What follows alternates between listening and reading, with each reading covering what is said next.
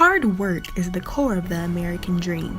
However, for African Americans, hard work is essential for making it throughout life, but not stressed by the public. Affirmative action is a big policy that glorifies the unimportance of hard work and education for African Americans. From a young age, African Americans are hammered with the idea that their work means less, and that process sprouts a college-age student who does not have a hard-working mentality but still is able to get into schools where hard work is more important than ever. Affirmative action reiterates the thought that African Americans are dependent upon the policy. But some say, not only has the need for affirmative action passed, in fact, they see it as harmful.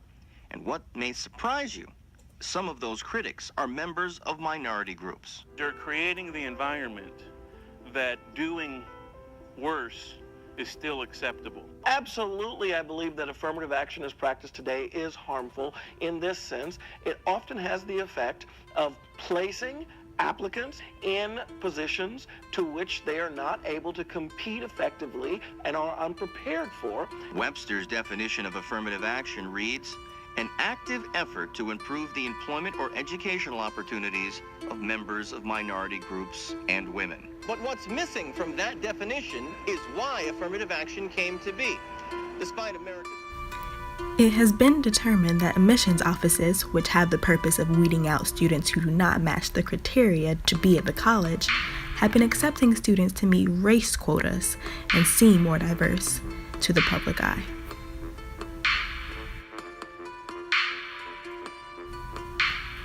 The effects of admission offices paying more attention to quotas than eligibility of students is students begin to underperform and lose confidence in their academic skill. This process is known as the doorway to failure for minority students. Researcher Tanner Colby noted that minority students were cherry-picked by good SAT scores.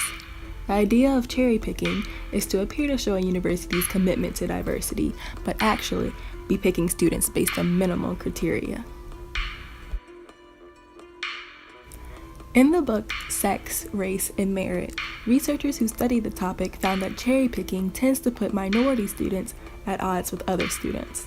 Studies show that other races and ethnicities score much higher on SATs, but sometimes are not admitted into schools for the need to meet a racial quota and illusion of diversity.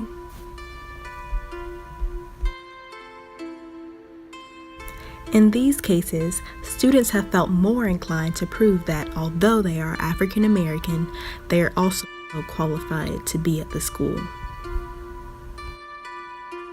Affirmative action does not help minority education as much as people like to think. Affirmative action is seen as a crutch for African American scholars.